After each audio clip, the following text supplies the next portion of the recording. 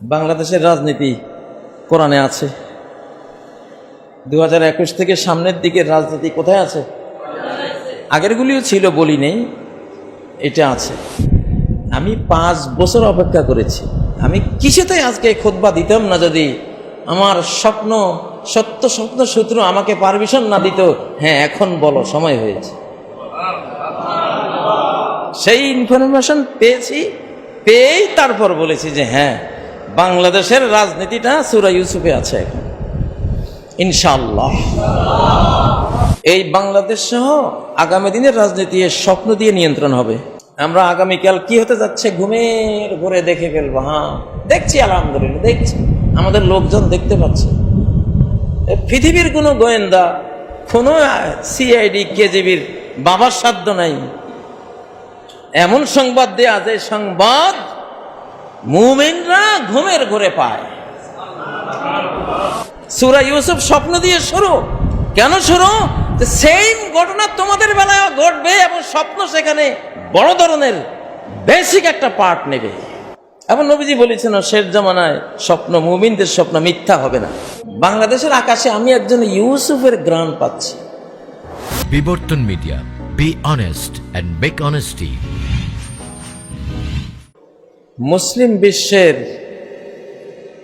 ভবিষ্যৎ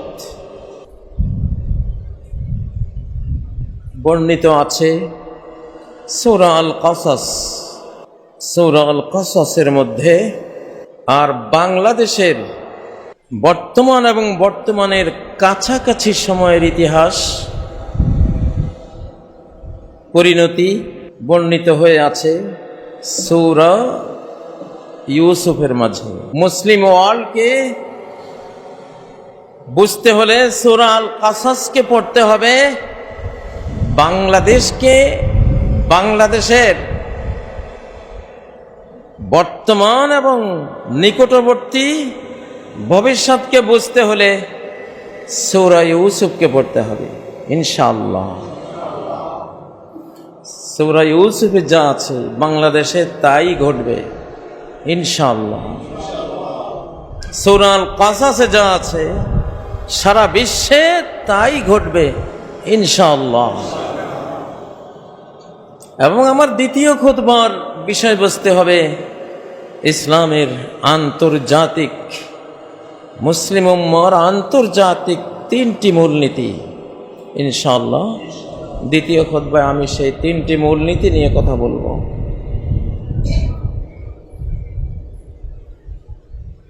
প্রথম খুতবায় যে বিষয়টা নিয়েছি, মুসলিম ওয়ার্ল্ডের ভবিষ্যৎ সূরা আল কাসাসের মধ্যে আছে, বাংলাদেশের ভবিষ্যৎ সূরা ইউসুফের মধ্যে আছে। হয়তো অনেকে আশ্চর্য হবেন যে 1400 বছর আগের বইতে আবার বাংলাদেশের কথা, ইতিহাস। হ্যাঁ বন্ধুরা, সম্মানিত মুসল্লিয়ানে কেরাম, কোরআনে ইউসুফ আলাইহিস সালামের কাহিনী ইউসুফ আলাইহিস সালামের জন্য শোনানো হয়নি, বর্ণনা করা হয়নি। ইউসুফ আলাইহিস সালামের গোটা ঘটনা আপনাকে শোনানো হয়েছে। আপনার জীবনে ঘটবে, আপনাদের জাতীয় জীবনে ঘটবে, এই জন্য আপনাদেরকে বলা হয়েছে। ইতিহাসের কোনো ঘটনাই ইতিহাস যাদেরকে নিয়ে তৈরি হয় তাদের জন্য বলা হয় না, ভবিষ্যৎ যারা তাদের জন্য বলা হয়। সূরা ইউসুফ মক্কি সূরা, মক্কার জীবনে নাজিল হয়েছে। তখন কি ইউসুফ আলাইহিস সালাম ছিলেন? ইয়াকুব আলাইহিস সালাম, ওনার ভাইয়েরা যারা কূপে ফেলেছিল, যে জোলাইখা প্রেমের প্রস্তাব দিয়ে ব্যর্থ হয়ে ইউসুফকেই দোষারোপ করেছিল, কেউ কি ছিল? কেউই তো নেই। তাহলে ইতিহাসটা কাদেরকে আল্লাহ শোনালেন? কাদের জন্য সবচেয়ে সুন্দর ইতিহাসের এই ঘটনা আল্লাহ বর্ণনা করলেন? কাদের জন্য?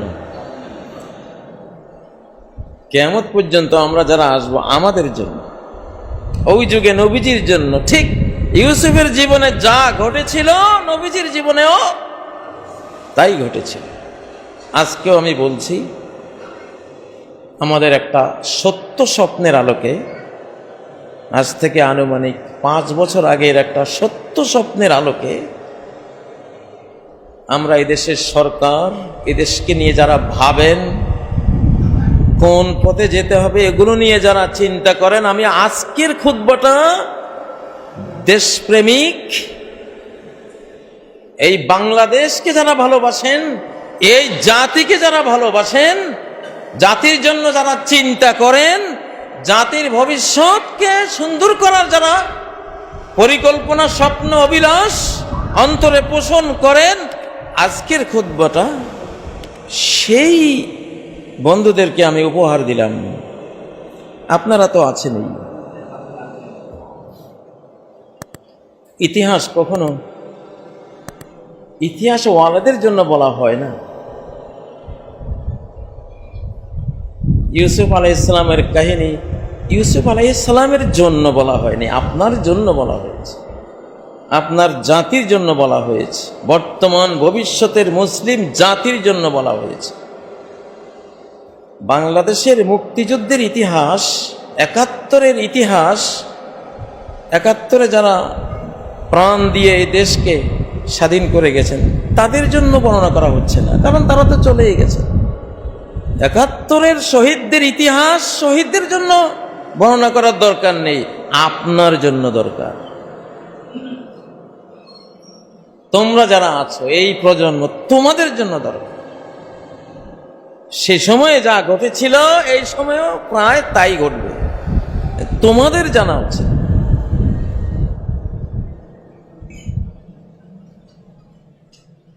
কোরআনের অতীত ইতিহাসের জানালা দিয়ে বর্তমানকেও দেখা যায়, ভবিষ্যৎকেও দেখা যায়, কিন্তু সবাই দেখে না। দেখতে চাইলে কেউ দেখে। লাকাদ কানা ফী কসাসিহিম ইবরাতুল লিউলিল আলবাব। তাদের কাহিনীর মধ্যে, লাকাদ নিশ্চয়ই, ফী কসাসিহিম তাদের কাহিনী, তাদের ঘটনার মধ্যে, ইতিহাসের মধ্যে, ইবরাতুন, ইবরাহ দৃষ্টান্ত, এমন কিছু বুঝার বিষয় আছে যা ইবরা হবে। ইবরা মানে ক্রস করবে। ইয়াকুব আলাইহিস সালাম, ইউসুফ আলাইহিস সালাম থেকে যা ক্রস করে, অতিক্রম করে তোমার কাছ পর্যন্ত চলে আসবে, এমন শিক্ষা তাদের ঘটনার মধ্যে আছে। সেভাবে বুঝবা। তো এটা বুঝবে কারা? লিউলিল আলবাব, ট্রুলি একেবারে নিখুঁত খাঁটি জ্ঞান যাদের আছে তারা বুঝবে। এটা আল্লাহ বলছে। আদম আর হাওয়ার উলঙ্গ হওয়ার কাহিনী আদম আর হাওয়ার জন্য কোরআনে বর্ণনা করেনি, কারণ আদম হাওয়া তো কত হাজার বছর আগে দুনিয়া থেকে চলে গেছেন। তো আদম আর হাওয়া নিষিদ্ধ রিজিক খেয়ে উলঙ্গ হয়ে গিয়েছিলেন, দিগম্বর হয়ে গিয়েছিলেন, স্বামী স্ত্রী উভয় হয়েছিলেন, জান্নাত থেকে বহিষ্কৃত হয়ে গিয়েছিলেন, কিয়ামত পর্যন্ত জেলখানা, দুনিয়ার কারাগারে বন্দী, নিজে, নিজের স্ত্রী, ছেলে মেয়ে সবাই হয়ে গিয়েছিলেন। এই কাহিনী কি আদম আর হাওয়ার জন্য কোরআনে বর্ণনা করেছে? না, আপনার জন্য। এটা আপনার জন্য দরকার। সেম ঘটনা ঘটবে।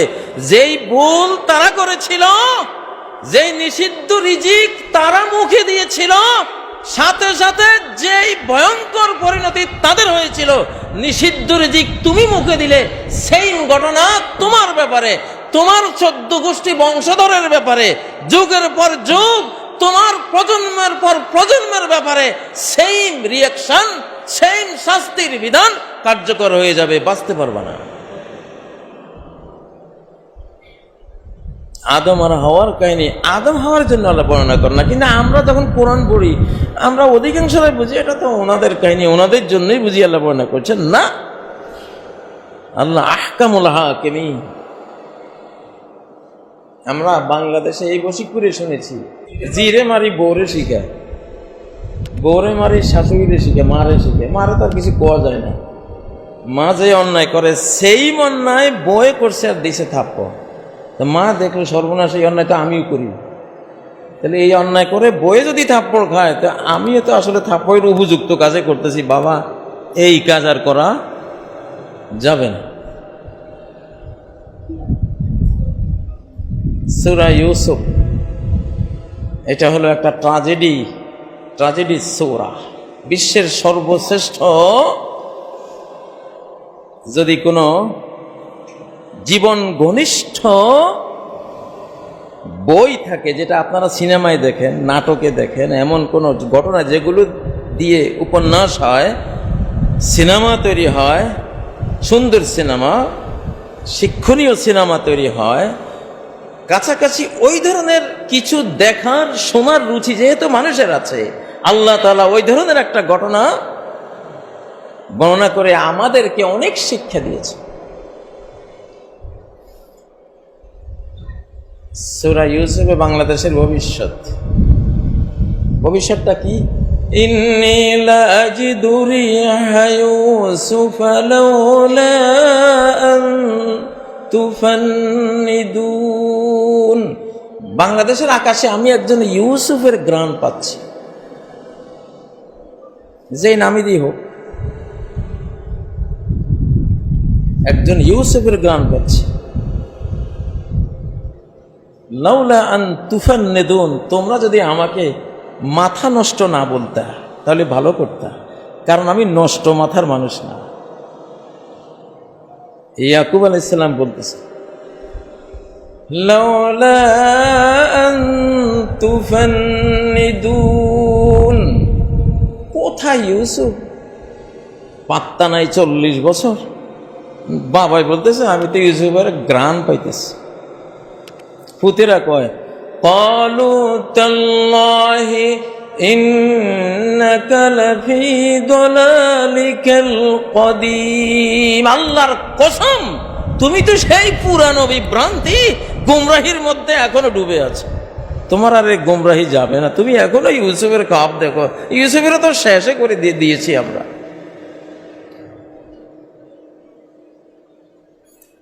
এমনি বলতেছি না, কাজী হারছে গুইয়া দি দেখো, এই কাজী যা বলে দেখে শুনে বলে, ইনশাআল্লাহ।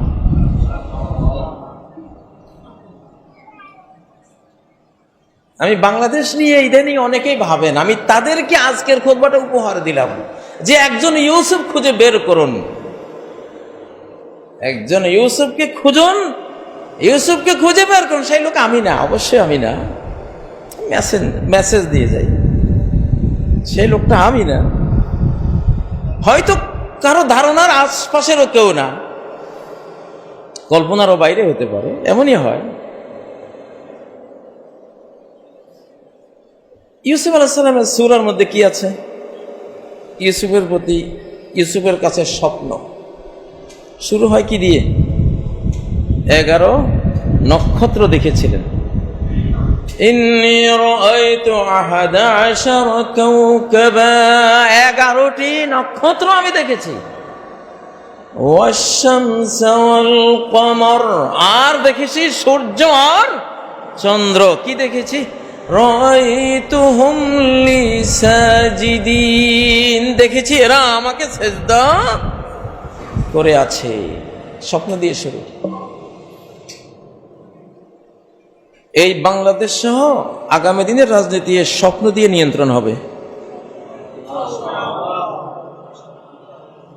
আমরা আগামীকাল কি হতে যাচ্ছে ঘুমের ঘরে দেখে ফেলবো। হ্যাঁ দেখছি, আলহামদুলিল্লাহ দেখছি, আমাদের লোকজন দেখতে পাচ্ছে। পৃথিবীর কোনো গোয়েন্দা, কোনো সিআইডি, কেজিবির বাবার সাধ্য নাই এমন সংবাদ দেয়া, যে সংবাদ মুমিনরা ঘুমের ঘরে পায়। সতত যে মতি লোক নিশার স্বপনে, হ্যাঁ নিশার স্বপন। সূরা ইউসুফ স্বপ্ন দিয়ে শুরু। কেন শুরু? সেম ঘটনা তোমাদের বেলায় ঘটবে এবং স্বপ্ন সেখানে বড় ধরনের বেসিক একটা পার্ট নেবে। এবং নবীজি বলেছেন, শেষ জামানায় স্বপ্ন, মুমিনদের স্বপ্ন মিথ্যা হবে না। ইযা ইকতারাবাতিস সাআতু লাম তাকাদ তাকযিবু রুয়াল মুমিন, যখন কিয়ামত ঘনিয়ে আসবে মুমিনের কোনো স্বপ্ন সহজেই মিথ্যা হবে না। কারণ আশপাশের সব মিডিয়া মিথ্যা বলে, বিশ্ব মিডিয়া মিথ্যা বলে, প্রতারণা করে, লালকে সবুজ বানায়, সবুজকে লাল বানায়, সাদাকে কালো বানায়, কালোকে সাদা বানায়, নিরপরাধকে অপরাধী বানায়, শান্তিপ্রিয়কে জঙ্গি বানায়। বানায় কিনা? ওই মিডিয়ার প্রতি আল্লাহর আস্থা নাই। এই জন্য আল্লাহ তাআলা নবুয়তের 46 ভাগের 1 ভাগ ড্রিম মিডিয়া, স্বপ্ন মিডিয়া মুমিনদের জন্য আল্লাহ রেখে দিয়েছেন। আলহামদুলিল্লাহ।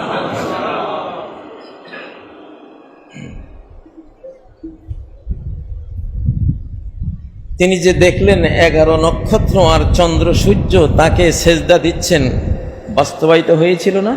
হয়েছে। তার 11 ভাই, 11 নক্ষত্র, আর চন্দ্র সূর্য তার মা বাবা। তৎকালে নিয়ম ছিল রাজাদের সিংহাসনের সামনে গিয়ে এভাবে মাথা নত করা, এটাই সেজদা। মাথা নত করলে সেজদা হয়।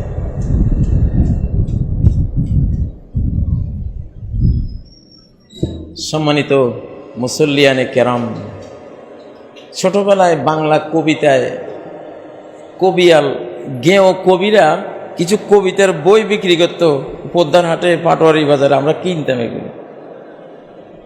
এগুলির শুরুটা এমন হতো, ওগো দয়াল রহমান কে পারে বুঝিতে তব শান, নাকি যেভাবে, মানে শুরুটা খুব আকর্ষণীয়।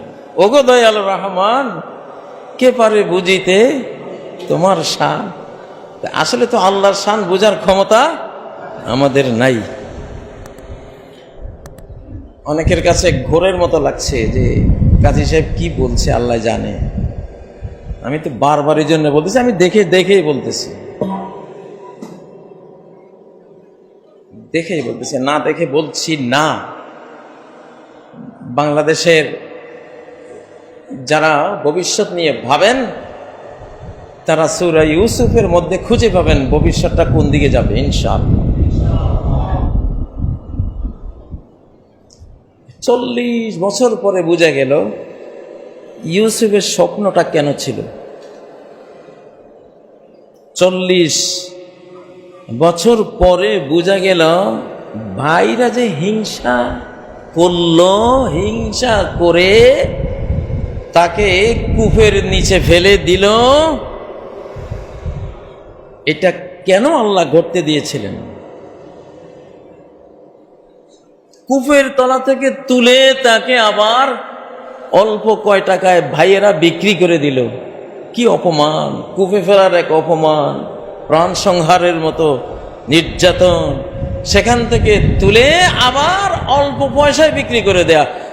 وشروه بثمن بخس دراهم معدودة وكانوا فيه من الزاهدين। তারা তাকে অল্প কয় টাকায় বিক্রি করে দিল, তাও টাকাগুলো অচল, বাক্স ত্রুটিযুক্ত টাকা। আর তারা ইউসুফের বিষয়ে মিনাজ জাহিদিন, তাদের কোনো আগ্রহ নাই। এই ধরনের তারা অবমূল্যায়ন করে ইউসুফকে অল্প টাকায় বিক্রি করে দিলেন। তার স্বাধীনতা বিক্রি হয়ে গেল। তিনি একজন স্বাধীন সন্তান, তার স্বাধীনতা কি হয়ে গেল? বিক্রি হয়ে গেল। তারপরে মিশরের বাজারে আবার তিনি আনিত হলেন, সেখানে আবার বিক্রি করা হলো বিশাল মূল্যে। সেখান থেকে আবার আজিজে মিসরের বাসায় নেওয়া হলো।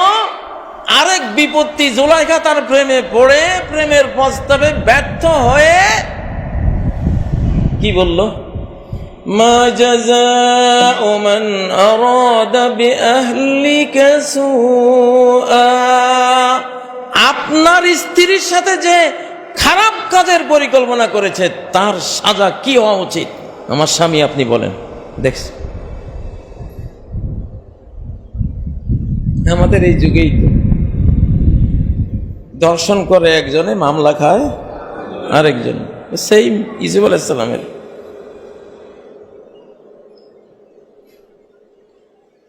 শেষ যুবক ইউসুফ কি করবেন?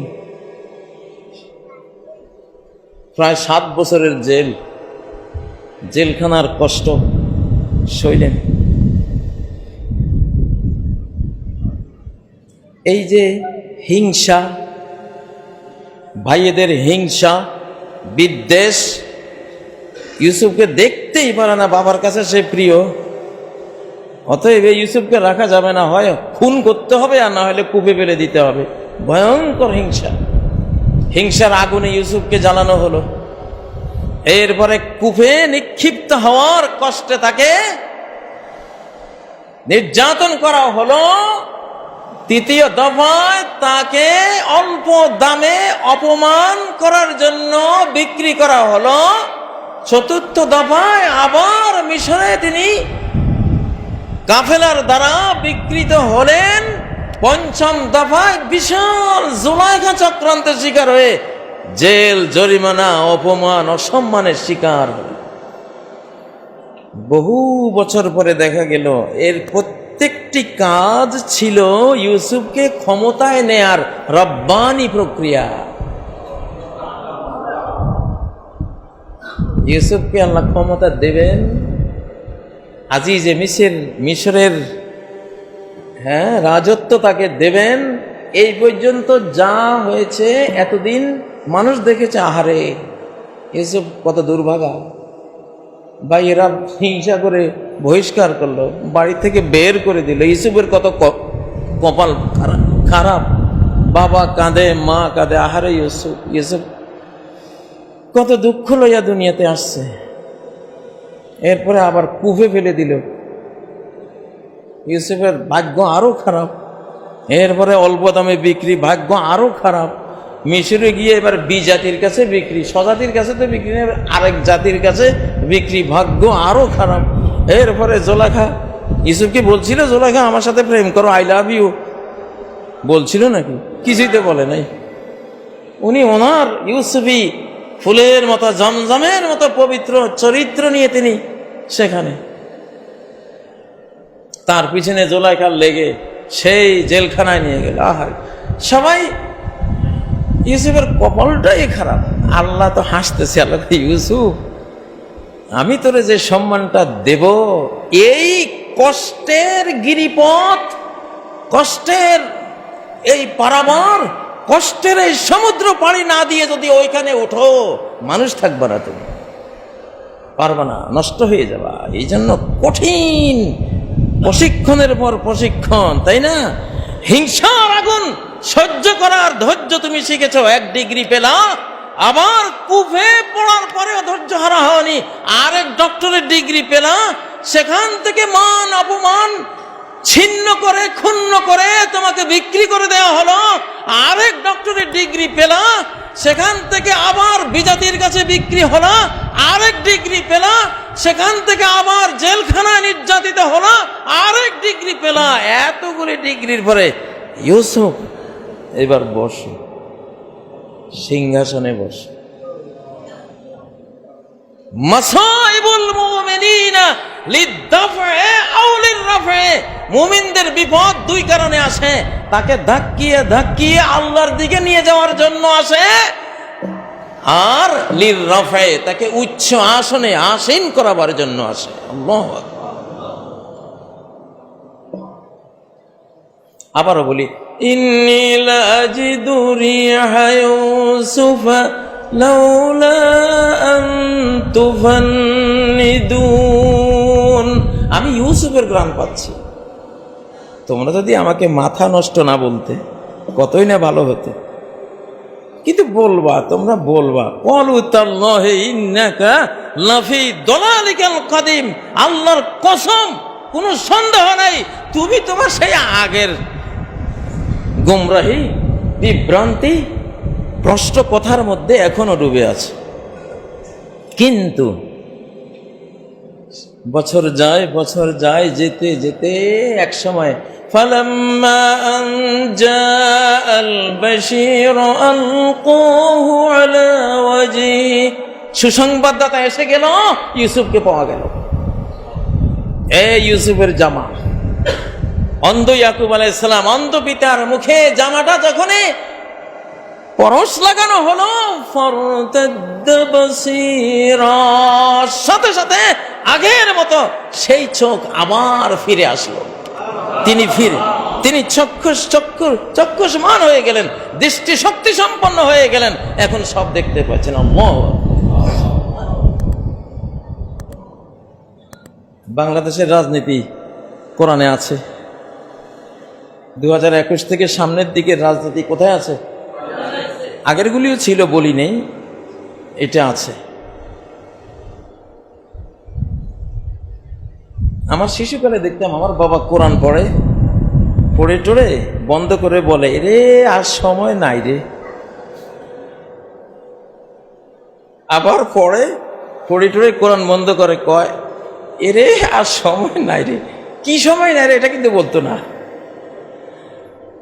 আবার পড়ে বন্ধ করে চুপ করে থাকে, এরে আর সময় নাই রে।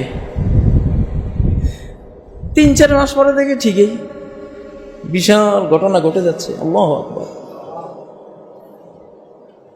কোরআন আয়না, স্ক্রিন, কিসের CNN, কিসের আল জাজিরা? সমস্ত আল জাজিরা হলো কোরআন, সমস্ত CNN হলো আল কোরআন। বাংলাদেশ টেলিভিশনের বাবা বাংলাদেশ টেলিভিশন হলো আল কোরআন। এখানে লক্ষ্য করেন, লাকাদ কানা ফী কসাসিহিম ইবরাতুল লিউলিল আলবাব। যদি জ্ঞান থাকে তারা এই সূরা ইউসুফকে টেনে ইবরা বানাবে, ক্রস করে এই বাংলাদেশে এনে দেখে নেবে যে কি করতে যাচ্ছে সামনে, ইনশাআল্লাহ।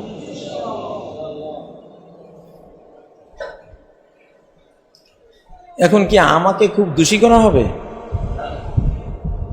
আমি দেখলাম এখানে একটা সুন্দর আম গাছ, হাড়িভাঙ্গা আম গাছ জন্ম নিয়েছে। আমি গাছটা চিনি, মালিকদেরকে বললাম আপনাদের এখানে কিন্তু এই গাছটা হাড়িভাঙ্গা, খেয়াল রাখেন। যদি বলে আপনাকে আমরা এটার জন্য, যদি আপনি কেন বললেন এটা হাড়িভাঙ্গা আম কেন বললেন? আরে বাবা, এটা একটা মূল্যবান জিনিস, তোমাদেরকে বললাম কাজে লাগবে। আমি বলাতে দোষ হলো, আর তোমরা যে লাগিয়েছো গাছটাতে তোমাদের দোষ হয় নাই?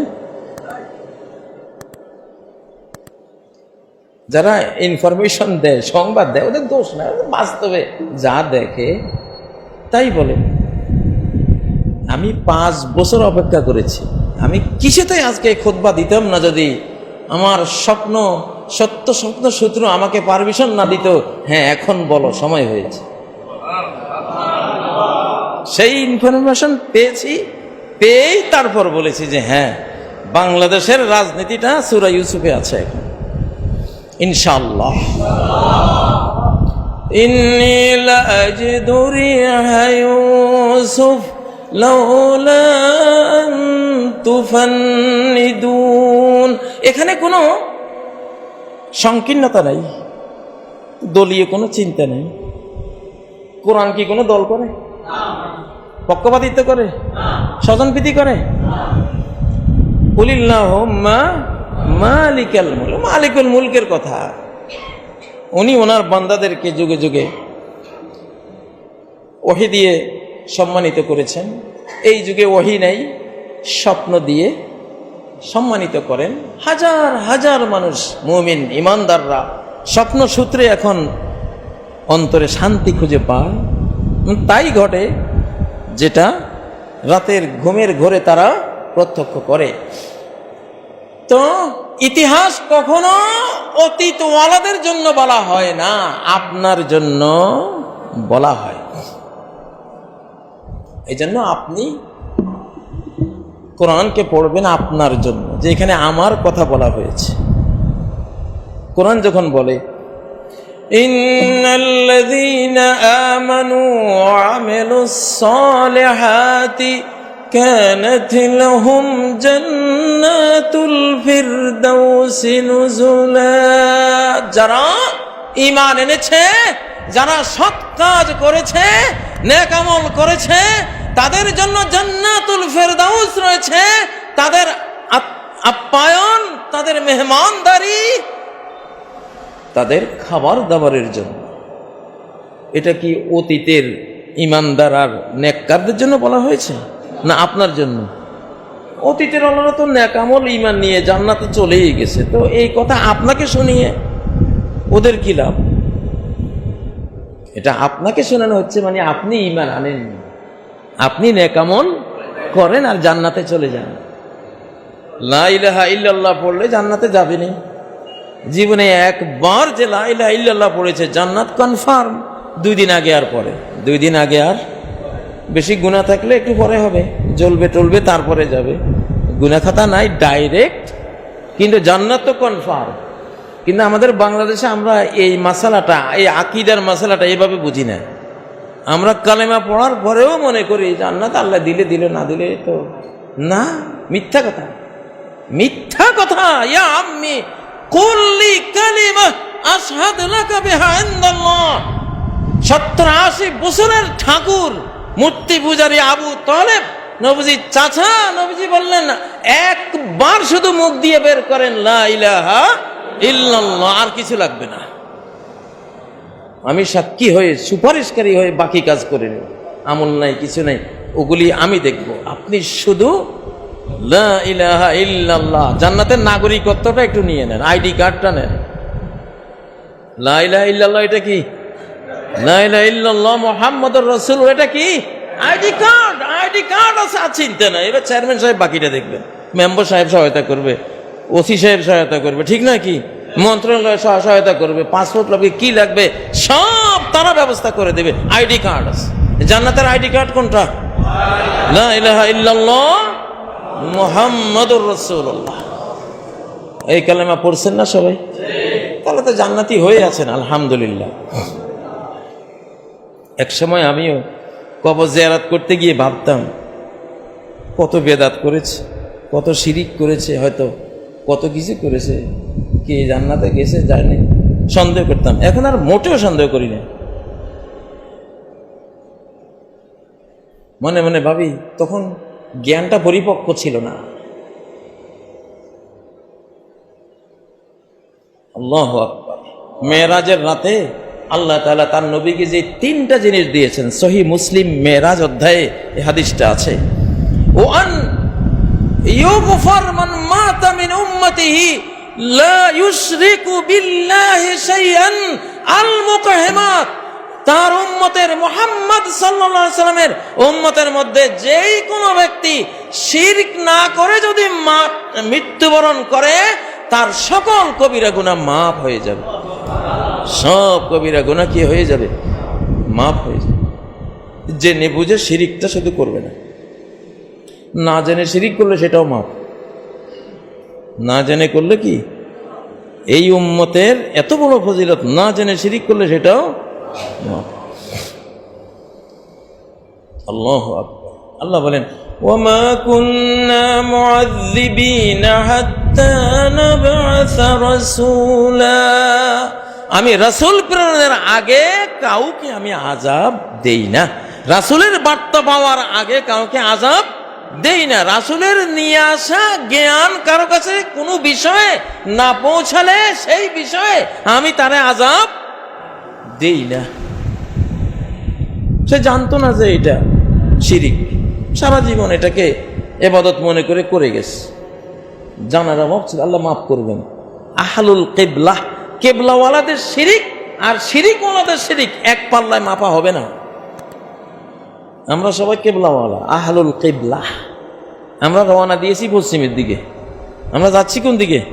মাঝখান দিয়ে একটু বাঁকা বাঁকা গেল, দিক তো পশ্চিমে। এই জন্য আহলুল কেবলা শিরিক আর গায়রে আহলুল কেবলা শিরিক, মুসলমানদের শিরিক আর অমুসলমানদের শিরিক এক পাল্লায় মাপা হবে না ইনশাআল্লাহ। এখন মুসলিমদের, আমাদের সবার ঐক্যের দরকার। সবচেয়ে বেশি আমাদের কোনো পার্থক্য নাই, অমুক কবর পূজারি, অমুক মাজার পূজারি, অমুক গণ্ড, অমুক বেদাতি, অমুক গোমরা। এগুলি বললে উপকার যদি হয় 1 আনা, ক্ষতি হবে 99 আনা। এগুলি বললে লাভ যদি হয় 1 ভাগ, ক্ষতি হবে 99 ভাগ। এগুলি বলতেও হবে না, বলতে হবে না। সহি একজন আলেমের সাথে চলতে চলতে চলতে ভুলওয়ালা কখন যে শুধরে গেছে সে টেরও পাইল। এমন হয় না? এমন হয় না?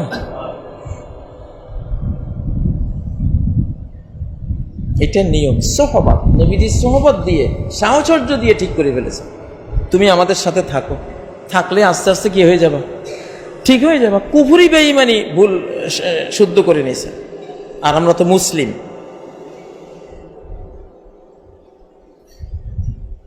সম্মানিত মুসল্লিয়ানে কেরাম, মুসলিম ওয়ার্ল্ডের ভবিষ্যৎ বলেছিলাম কোন সূরায়? সূরা আল কাসাসের মধ্যে। আল্লাহ কি বলেছেন? ইন্না ফিরআউনা আলা ফিল আরদি ওয়া জাআলা আহলাহা শিয়া। ফিরআউন পৃথিবীতে বড় অহংকারী হয়েছে, অহংকারী হয়েছে, অহংকার করছে। আমি তোমাদের সবচেয়ে বড় মাবুদ, আমার কথায় চলতে হবে, মিশর আমার, এই নদী নদ নদী আমার, সব আমার। আমিত্ব তাকে পেয়ে বসেছিল। সে কি করত? দেশবাসীকে গ্রুপিং এর মধ্যে ফেলে দিত, ইচ্ছে করে টার্গেট করে করে এই এক দল, ওই এক দল, ওই এক দল, বিভিন্ন দলে ভাগ করে তারপরে দুর্বল করে ফেললো। দুর্বল করে এবার কাউকে ইউজাব্বিহু আবনাহুম, তার পছন্দের নয়, যারা তাদের ছেলেদেরকে জবাই করত, মেয়েদেরকে বাঁচিয়ে রাখত। খুন আর খুন আর খুন। শিশু জন্ম হলো, জন্মের পরে তার জল্লাদেশে হাজির, মায়ের সামনে, মায়ের কোল থেকে নিয়ে শিশুকে জবাই করে দিচ্ছে। এই ধরনের 70,000 শিশু ইতিহাস বলে জবাই হয়েছে ফেরাউনের জল্লাদ খুনিদের হাতে। কত ভয়ঙ্কর কথা, ঠিক নয় কি? মুসলিমদের কি 70,000 জবাই হয়েছে এই যুগের ফেরাউনদের হাতে? 70 লক্ষ, আরো বেশি। সেই ইরাকে, সেই সিরিয়ায়, সেই লিবিয়ায়, বসনিয়া হার্জেগোভিনায়, হ্যাঁ, রোহিঙ্গায়, দেশে দেশে, সব দেশে কম বেশ জবাই হচ্ছে কিনা? ফেরাউনরা তৎকালীন মুসলিমদেরকে হীনবল, দুর্বল, উইক করে ফেলেছিল। তাদের বিপরীতে আল্লাহ সিদ্ধান্ত নিলেন, আমি এদেরকেই এখন বলবান বানাবো, ক্ষমতাবান এদেরকে বানাবো। ফেরাউন, তোমার সিংহাসন কেড়ে নিয়ে ওদের হাতে তুলে দেব, তোমার বাগবাগিচা ওদেরকে দিয়ে দেব, ওরা বিচরণ করবে, তোমার বালাখানা ওদেরকে দেব, ওরা ওই বালাখানায় বসবাস করবে, তুমি না। কম তারাকু মিন জান্নাতিন ওয়া উয়ুন, কত বাগান ফেরাউনরা ছেড়ে চলে গেছে। ও উয়ুন, কত কূপ, ঝর্ণা, ধারা ছেড়ে চলে গেছে। ওয়া কুনুজিন ওয়া মাকামিন কারীম, কত ধন ভাণ্ডার ছেড়ে চলে গেছে, তার গোরস্থানে এসে চলে গেছে। কত সুন্দর নয়নাভিরাম বাসভবন সব ছেড়ে চলে গেছে। আল্লাহু আকবার। কাযালিক ওয়া আওরাসনাহা কওমান আখারিন, এইভাবেই আমি ওই যাদেরকে সে হীনবল, দুর্বল, নির্যাতিত, নিষ্পেষিত, খুন জখমে রঙিন করে ফেলেছিল, ওদেরকে সবকিছুর ওয়ারিশ বানিয়ে দিয়েছে। সেম ঘটনা আফগানিস্তানে আশরাফ গনিদের ব্যাপারে হয়েছে কিনা? হয়েছে। কত হামবি মার্কিন সেনারা রেখে গেছে, যুদ্ধযান, হেলিকপ্টার, বিমান, সাজোয়া, 8,500 কোটি ডলার, বাংলাদেশি টাকা না, 8,500 কোটি ডলার মূল্যের প্রাণের কলিজের টুকরা সম্পদ রেখে ভাগছে জীবন নিয়ে। এমনই ঘটে, এমনই ঘটবে ইনশাআল্লাহ। এখন ঘটনা শুরু হয়েছে, আর থামবে না। কাসিলকিন বালিন কুতিআ সিলকুহু ফাতাতাবা। নবীজি বললেন শেষ জামানায় যখন ঘটনা শুরু হয়ে যাবে, স্টার্ট না হওয়া পর্যন্ত কষ্ট হবে, স্টার্ট যখন হয়ে যাবে, পুরানো তসবির দানা রশি ছিঁড়ে গেলে, সুতে ছিঁড়ে গেলে কি হয়? 100 দানার মধ্যে কয়টা আটকি থাকে সুতের মধ্যে? একটাও থাকে না, টপ টপ করে সব। এই ঘটনা ঘটবে সামনে ইনশাআল্লাহ। এখন যুবকরা বেশি বেশি শাহজালাল হও, শাহপরান হও, আল্লাহওয়ালা হও, ইবাদতকারী হও, কোরআনওয়ালা হও। আল্লাহ তোমাদেরকে নির্বাচিত করেছেন ইনশাআল্লাহ। আল্লাহর পৃথিবী আল্লাহ তোমাদের হাতে তুলে দেবেন, যাতে পৃথিবীটা একটু নূহ আলাইহিস সালামের যুগের মতো আরেকবার একটু পবিত্র হয়। গোটা পৃথিবীটা নাপাক হয়ে গেছে। কি হয়ে গেছে? নাপাক হয়ে গেছে। আল্লাহ তাআলা একটু পবিত্র করবেন ইনশাআল্লাহ। এগুলি কোনো দলের কাজ না, গোটা জাতির কাজ। আর গোটা জাতি বিশ্ব মানবতা নিয়ে কাজগুলি করবে। আল্লাহ তাআলা তৌফিক দান করেন। আল্লাহ তাআলা সূরা ইউসুফকে বাংলাদেশে বাস্তবায়ন করেন। যে স্বপ্ন তিনি দেখিয়েছেন তার বান্দাদেরকে, সে স্বপ্নের বাস্তব সেই সুন্দর রূপ, সমৃদ্ধির রূপটা আমরা দেখতে চাই।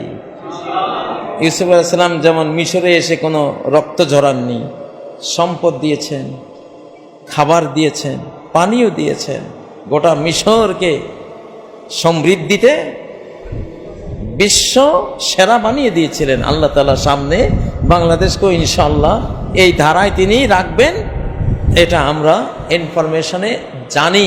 আল্লাহ তাআলা তার সে ওয়াদা পালন করুন, পূরণ করুন। আল্লাহর বান্দাগণ, আল্লাহকে ভয় করুন, ইসলামকে, ঈমানকে, দ্বীনকে নিজের সর্বশ্রেষ্ঠ ব্যাংক ব্যালেন্স মনে করুন, নিজের সর্বশ্রেষ্ঠ জমিদারি মনে করুন। ইসলাম, ঈমান, ইহসান, দ্বীনকে, ঈমান, নেক আমলকে নিজের সবচেয়ে বড় অর্জন মনে করুন। প্রকৃত অর্থে এটা নিয়েই অনন্তকালের সফরে আপনি যাবেন। আর পৃথিবীর খড়কুটো সবই আপনি রেখে দেবেন, কিছুই নিতে পারবেন না, কাফনের কয় টুকরো কাপড় ছাড়া। সম্মানিত মুসল্লিয়ানে কেরাম, আমি প্রথম খুতবায় বলেছিলাম, দ্বিতীয় খুতবায় ইসলামের 3টি মূল নীতি বলবো। সাহাবায়ে কেরাম 3টি কথায় মুসলিম উম্মার ওই 3 মূলনীতি বর্ণনা করতেন। 1 নম্বর, জিনা লিনুখরিজাল ইবাদ মিন ইবাদাতিল ইবাদ ইলা ইবাদাতি রাব্বিল ইবাদ। পৃথিবীতে মুসলিম জাতি গদি বানাবার জন্য আসে নাই, পৃথিবীতে মুসলিম জাতি বিল্ডিং বানিয়ে আরাম করার জন্য আসে নাই, পৃথিবীতে মুসলিম জাতি ভালো ভালো মাছ, মাংস, পোলাও, কুরমা খাওয়ার জন্য আসে নাই। এগুলো সামনে খাবে তারা ইনশাআল্লাহ অনন্তকালে। পৃথিবীতে এসেছে কেন? আল্লাহর স্বাধীন চেতা বান্দাবান্দিগুলোকে যারা দাস দাসী বানিয়ে রেখেছে, সেই মানব নির্যাতনকারীদের হাত থেকে উদ্ধার করে গোটা বিশ্ব মানবতাকে আল্লাহর সামনে সেজদাবনত করিয়ে সকল দাসত্ব থেকে মুক্ত করে দেব। এইটা হলো আমাদের প্রথম মিশন। মানুষ সবার সামনে স্বাধীন, শুধু আল্লাহর সামনে সে পরাধীন, শুধু আল্লাহর সামনে পরাধীন। এজন্য ইসলামে খলিফা আর ভৃত্য সমান সুবিধা ভোগ করবে। কোনো ভিআইপি নাই, কোনো ভিভিআইপি নাই।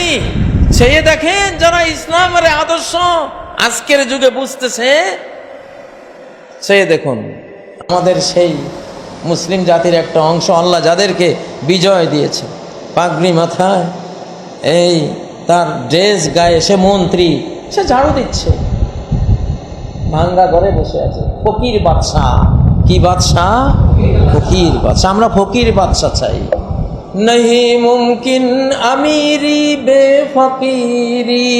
মুসলিম জাতির এই ফকিরি ছাড়া কখনো আমিরই সম্ভব না।